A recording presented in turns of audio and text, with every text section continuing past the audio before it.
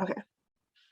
Hello, my name is Chelsea Jewett, and I am here interviewing Stephen Gamba on behalf of the Seymour Library and the Cayuga Museum with their oral history project through the New York Heritage Project. Good afternoon, Stephen. How are you today? I'm doing well. How are you? I am doing pretty well. So the first question I would like to ask you is when and where were you born? I was born in December of 1969, right here in Auburn. Okay.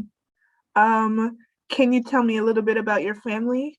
Your Yeah, parents, do you have any siblings? yeah. My parents are still with us. My mother's about to turn 80 this year. My father's 84. Um, he'll be 85 soon in October. And I've got two older brothers, and so I'm the youngest of three boys. And yeah, my parents are still together, although my father is suffering from dementia, so he's in a nursing home. But my mom is in very good health. She's a very young 80-year-old. And my brothers live up in Cato now, and I'm still living here right now.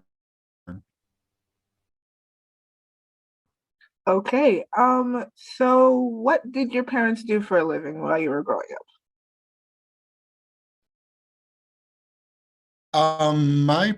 My dad worked at Alco, which is now Bombardier, which is closed, but down at the end of Orchard Street there. We grew up right up the street from there on Orchard Street. And so my dad worked there. My mom worked kind of all over the place. She was a secretarial person. So she worked all over. She worked as a singer. She worked at Alco for a long time. She worked several other places, and she retired from the prison system.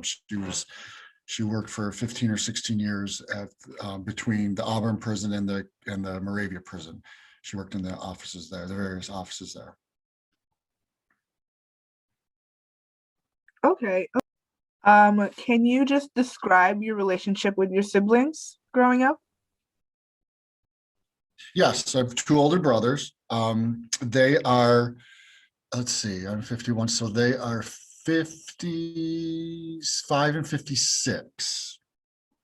And like I said, they both live up in Cato. They are, other than us looking alike, we're very different. They like to, they're very much outdoorsmen, sportsmen, like hunters, fishermen, and such. And fishing I got into as a kid, but never much hunting. And my oldest brother owns 40 acres of land up there in Cato where they hunt. They like to hunt that and fish. And both my brothers actually live together. And so yeah, they're I mean, we get along just fine and everything, but we are, very different. I took the, arts. I teach music. I do acting and singing on the side and such. So we took very different routes with our careers and such. Okay, okay. That makes sense. Um, so in your family, growing up, did you have any family traditions that were unique to your family? Um, I wouldn't say, like holidays were spent Christmas Eve, my dad's side of the family would come, and then Christmas Day, my mom's side of the family would come. Um, we grew up, the traditional meal for us, and being an Italian family, the traditional meal was lasagna. And I remember being in like fifth grade and realizing that not everybody had lasagna for Christmas dinner. But so I always found that kind of amusing that I just grew up with that so ingrained in me. We just always ate lasagna. Or when my great grandmother was alive, I don't remember this too well because I was real little, but they did do the seven fishes. She did do that a couple times, but I don't remember that too well. Um, Other than that, not really. We did have a spot on the lake that we rented for most of actually about half my life. We had that. Um, and that was always where we spent much of our summer time. And which was always a great time. People, it was a place where our family friends would just kind of drop in, and there was always, there was always activity bustling up there, and so that was a big thing. And then my father's family, my father's sister, my aunt and uncle had a cottage on the Chemung River down in Sayre, Pennsylvania, where we would always go for about a week every summer. So that was they were the big ones that I do remember. But other than like big traditions, that's about it. So they were, those are things that we did on a regular basis that I look fondly on. Okay, okay. So this, can you describe your neighborhood a little bit, where you grew up, how it Yeah, was growing so up in the neighborhood? I grew up on Orchard Street, down between Jefferson Street and where Alco is, or now I still call it Alco, but it's Bombardier. Um, it was back in those days, it was the Italian neighborhood. And it was great. There were Italian stores on pretty much every corner, little mom and pop stores. There were people in the neighborhood who only spoke Italian, and it was lined with chestnut trees, and we used to collect the chestnuts, and we'd have neighborhood wide chestnut fights and such. It was just a really, really fun place to grow up in. And I think I'm probably the last generation, having grown up in the 70s and early 80s, where you did go and you took off and you maybe came home for lunch, or you didn't if you went to somebody else's house for lunch, depending on who you were running around with.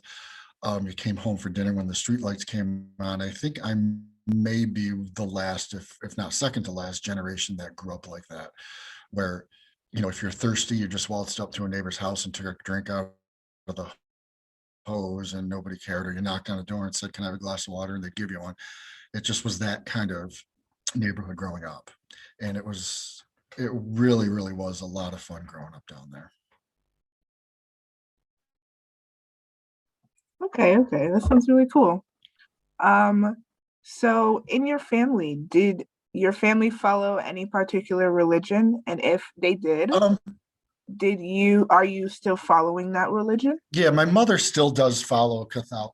I do not. I was, baptized and had my first communion, and I was confirmed in the Catholic religion, but I don't really follow it now. I don't really, I myself don't really believe in organized religion. I believe in being spiritual and whatnot, but just my personal beliefs is, organized religion to me is been the cause of most of the world's troubles. So I just don't, it's more political than it is spiritual, and I just don't follow it, especially with the Catholic Church, with all the abuse that has gone on and been covered up. It's just not something that I can condone um, or follow or support anymore. Um, However, my mother still goes to church and she still practices, and that's fine. And that's, it doesn't, it just is what it is, so that's what she chooses to do, and that's her prerogative, and that's great. Um, my dad, having gone to Catholic school, was turned off from the Catholic faith very early.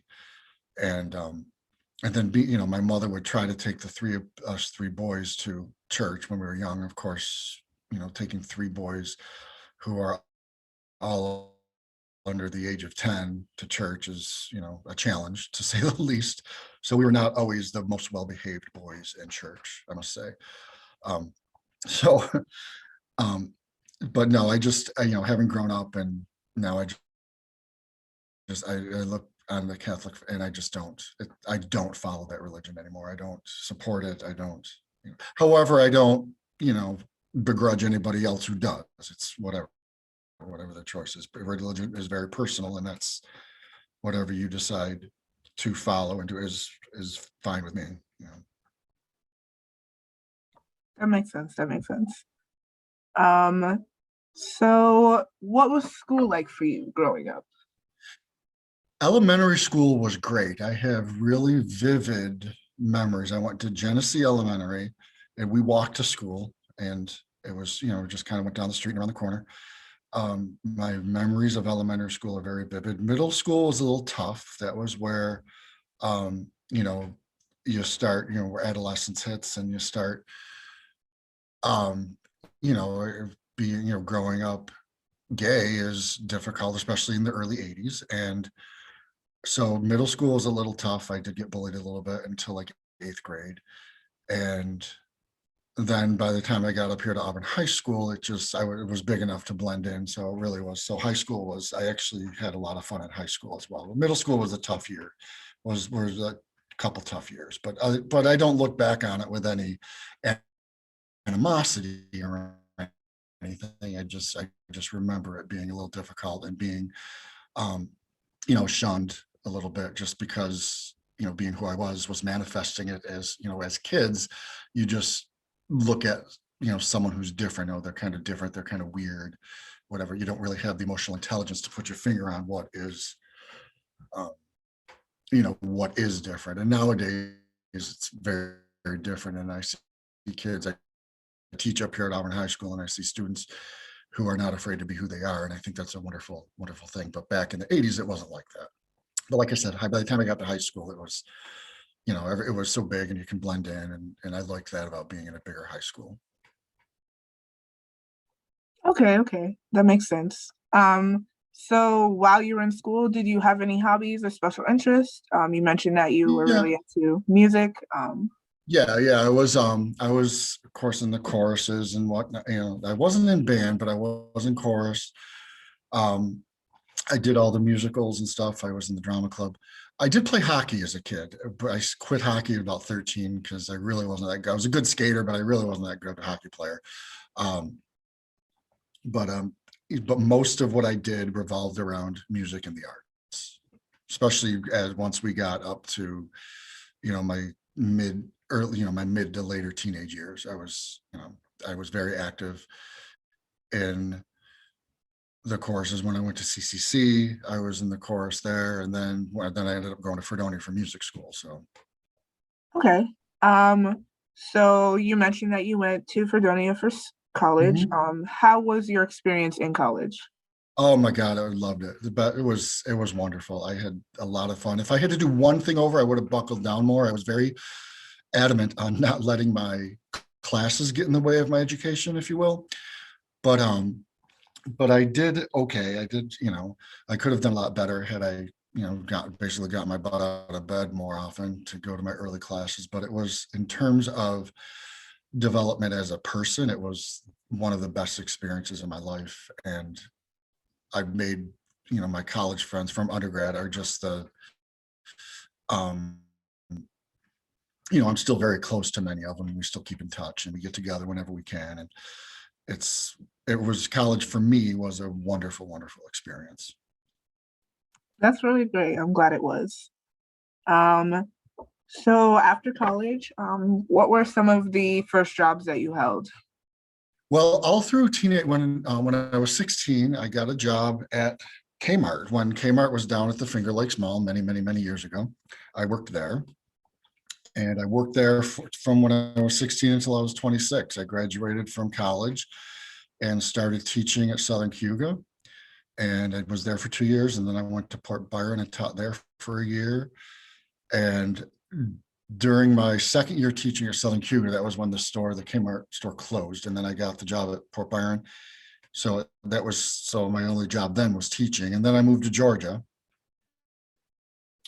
and I was down there for 3 years, or for 13 years rather, and I taught music in elementary school down there, and then came back up here and taught at East Middle School with Auburn. And then when the economy tanked, Auburn laid me off, and I got a job at Groton teaching middle and high school music, chorus and music. And then I was laid off for a year from there. And then Auburn called me back, and I was at Owasco Elementary School for 5 years. And then 3 years ago, they moved me up here to Auburn High School. So the only jobs I've had was that retail and teaching music. And I've had, you know, other jobs that are arts related, you know, acting jobs, music directing, and professional singing gigs and like that. But I've, you know, but all of my, other than my work at Kmart, everything revolved around, music and singing and the arts. That's very fair. That's very fair. Um, so what would you have to say is your favorite thing about living in Auburn, and what would be your least favorite? We actually, I was just talking about this with a couple colleagues of mine who actually also grew up on Orchard Street, and we were talking about how much we love this area. It's just, the Finger Lakes are so beautiful, and it's just, there's just so much to do. There's the um we have such a rich history here in Auburn. We've got a very nice, vibrant art scene downtown, and downtown is the downtown revitalization has been wonderful. I like that you can drive 4 hours and be in New York, or drive 4 hours and be in Montreal, or be in Toronto, um, or you can drive up to the Adirondacks and see, so it's a very beautiful, centrally located place. And I really, really like it here. My least favorite, I think, would be the the there's still a lot of how can I say this? Well, I'm just going to say it, and if it's blunt, then so be it. But there's still a lot of ignorance and racism that runs rampant. That it kind of comes along with being in a, Auburn is a small city, but for the most part, we are a rural area, and I think that a lot of that comes with being in a place like this. And um, and I still see a lot of that, and it kind of hurts my heart when I see and hear it. But most of the time, I've surrounded myself with people who are not like that. So luckily, I don't live it, but I do see it, and I wish that there was less of that around here. I also as well. Yeah. So has your neighborhood changed since it was when you were a child? Yes, it has, very much so. And it actually started to really change during my early teen years. My adolescence and early teen years is when that area started to kind of go downhill. And um, when the Italian people that owned those houses for years started moving out, or passing away, um, the children of those people had either moved out of the area or moved to another part of town or whatnot. So those houses got sold, and they ended up becoming mostly rental properties and such. So it has really declined. And then the closing of all the little mom and pop stores that were down there. The only one that still exists right now is Dom's Grocery, and they're not owned by the original owners anymore. They've sold it, but at least it still is a little mom and pop that does exist. But we had, just off the top of my head, I can count 1, 2, 3, 4, 5 stores that was able to walk to within 5-10 minutes. So they all closed, and it really unfortunately has deteriorated. They did do a kind of, they had a contractor come in and build some new houses and stuff, but all the houses are duplexes and triplexes. So it's kind of, I feel like it's just going to maybe continue that cycle. So it'd be nice to see people moving into the area that are owning their properties and owner occupied properties. I'd like to see that more. There still is a little bit there, but I'd like to see that come back in that area, because it is a, well, it was a great area of town to live in, but it's just, unfortunately, for whatever reason, it has really declined, and now it's not nearly as nice as it was when I was growing up. Okay. So if there was anything that you could give in terms of advice to children growing up in Auburn, what would it be? It would be to remember that there are other places and other things and other viewpoints other than a lot of what can be considered the prevailing attitude around here. I encourage my students, and hear me out before I do encourage my students to, a lot of them say they go to college elsewhere, and I tell them, yes, go and see the world, see other places, see, live somewhere else where you will meet different people and people with different viewpoints, and it'll shape who you are, and then come back. It's never ever, and I always tell them, the young people who want to leave here, I always tell them, well, go ahead and leave. It's never too late to come back, but at some point it will be too late to leave, and you might regret that, to go say, for me, one of the best things I did was go spend 13 years in the South, and Atlanta being such a unique city in the state of Georgia.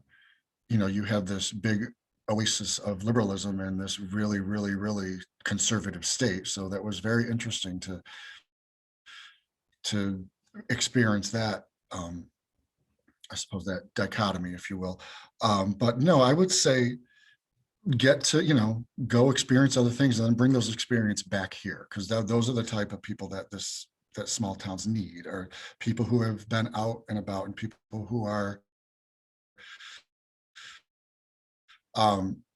educated. When I say educated, I don't necessarily mean college educated. I just mean educated in life and in other experiences that you might not get around here. So and then come back and bring that sort of attitude, if you will, for kind of lack of a better term, but bring that back here, and that'll eventually change the overall prevailing attitude that we have here. I think that's what it is going to have to take.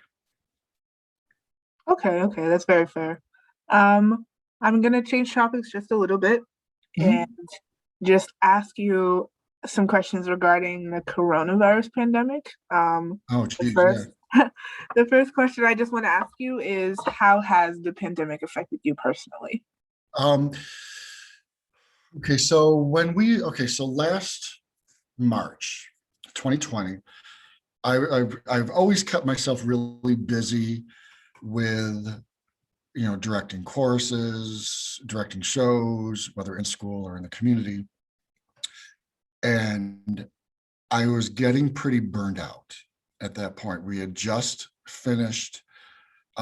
wrapped up our high school show, Mamma Mia, that year. And I was in the beginning, I'm the artistic director and conductor of the Syracuse Gay and Lesbian Chorus. So we were in the midst of starting off that season for the spring. And I just had a concert here at Auburn High School, a Music in Our Schools concert. So within 2 weeks, I had all of that stuff going, and it had been busy like that for a few years. And I was kind of getting ready for a break. And there had been talk about the coronavirus in the news, but it was something that was still in Asia. And then it came to Europe. And then, so when it came to Europe, we knew it was coming here. And so when we shut down, we literally had our concert on March 11th. March 12th, we came into school and the power was out at Auburn High School. So we ended up having that day off. And then on the 13th was a Friday. My students and I refiled all the music from our previous concert that we weren't going to use anymore. And then we shut down over the weekend. And at first I thought, oh, wow, what perfect timing. We're shutting down. I didn't really think it was going to be nearly as serious as it was. I thought, oh, we'll be back by spring break. It'll be a nice little, break for me. This is what I needed. And then I kept watching Governor Cuomo's daily briefings, and it was getting worse and worse and worse. And I realized, oh, this isn't going away anytime soon. And I ended up having a really hard time eventually mentally. I got pretty depressed. There were days I didn't get out of bed. I had a really hard time. And I had no idea, being an older teacher, I'm not that tech savvy. So teaching via Zoom was something that I didn't, quite frankly, didn't know how to do. So I didn't have a lot of contact with my students. There was email contact, and there was through your phone. We have an app called Remind, where you can communicate with students as a group or one-on-one without them knowing your actual phone number. So that's convenient. But there wasn't a lot of teaching. And quite honestly, how do you teach singing over a computer? And when I realized we weren't going back to school last school year, it got tough. It got tough. And I realized my life was rehearsals, performances, and that's what I do. And was not only my career, but it's also my sideline and my hobby and everything. So that's what my life revolves around, and all that. And literally with a phone call was taken away from me. And it was really hard to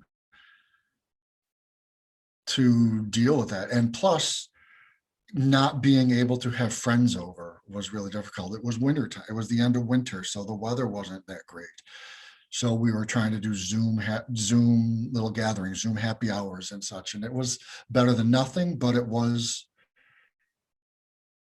it still wasn't the same. And you didn't have that one-on-one connection, that personal connection. It was just lost. And my house tended to be where impromptu gatherings would take place. People would just say, "What are you doing?" "Well, let's go to Steve's and we'll just hang out and whatever." Or we'd go to other people's houses. That's just what we did for socialization, and we couldn't do that anymore. So it got a little easier when summer came, because we got a little reprieve in our infection rate over the summer. And plus we were able to hang out outside. So we were able to see each other and be outside. But then when the school year hit again, and having to actually plan and do the school year with virtual classes, and we had a combination of virtual and in-person classes, it was tough. And it was something that was a big source of stress and anxiety for me. And especially because, I've only been teaching up here at Auburn High School this is my third year. So I had a lot of good momentum with my program. It hit a brick wall. So I feel like next year I'm going to be almost starting back from scratch. And so all that was lost. And so the fall was really difficult for me. And so after Thanksgiving, when the school finally did say, okay, the infection rate's too high for us to be a hybrid model, we want fully remote, but they still required the teachers to come into the building, I got a medical permission to work from home, because I had everything I needed from home, the internet, I had a piano there and everything. So I was able to work from home and not come into the building, which was a big help. And then when the spring came, we sort of that's when we started to see the decline in cases. And April 19th was kind of a magic day, because 4 days a week, or still remaining fully remote, or going from remote to hybrid or whatever. So we did start to see more kids, and things got a little more normal. And then right before spring break in late March, they gave us the green light that we could go ahead and put up a musical, which we didn't think we were going to be able to do. So that things started picking up when I started getting busy again. And I realized, for me, being busy is how I operate best. I don't do well with a lot of idle time on my hands. So now it's looking like talk on the street for next year, and hopefully this will remain true, is that we'll be back in school next year with no restrictions, which makes me really look forward to next school year. So it's like I've come this full circle between dreading having to go to work on a computer, or with some kids on a computer and some kids in person. Now next year, I'm really looking forward to coming back and getting back into everything, and really teaching these kids what I did feel like I didn't have the chance to teach them this year. Okay, that makes a lot of sense. I know at my school, this coming fall, there's a lot of the restrictions that we had previously are being lifted, and it makes it a lot easier Right. and a lot more enjoyable to be at school. I can't, I give these students a lot of credit for, sticking with it. I feel if it was me as a 16-year-old, I probably would have dropped out. I don't think I would have made it through it. So the kids that did and did well, many of them did, I tip my hat to them, because it wasn't easy for anybody. No, it was not. So before we wrap up, is there anything else that you would like to say in regards to just growing up in Auburn, the community of Auburn, just any last statements? Well, the questions that I have, there was one of them about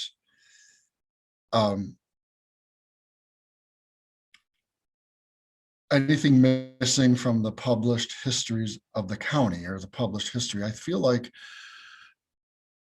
I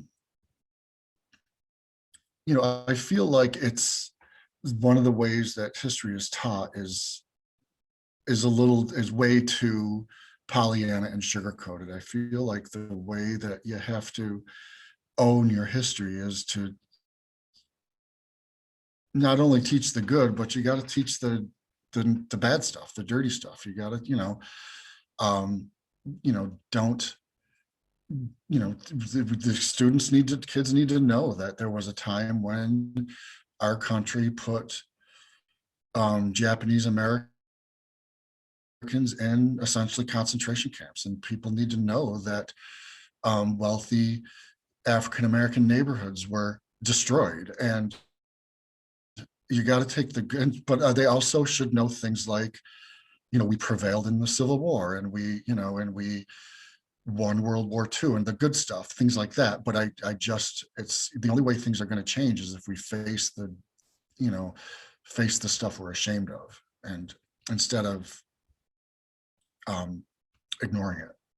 And I feel like that's the only way that things are going to change. And it's going to unfortunately take some generations of that. But I think it's those of us that are writing curriculums for school, it's, we have to own up to this and not be afraid to say to our kids, hey, no, America did some bad things like any country around the world did. We're no different from anybody else, and we did what we did, and whether it was right or wrong, you still have to own it. And I feel like we're not teaching our students to own their own history. That makes a lot of sense. Thank you for saying that. But yeah, I think that wraps up our interview for today. Thank you very much for sitting and interviewing with me. I very much enjoyed talking with you. Yeah, thank you for including me. This was great. I enjoyed it. Okay, thank you very much. Great. You have a wonderful day.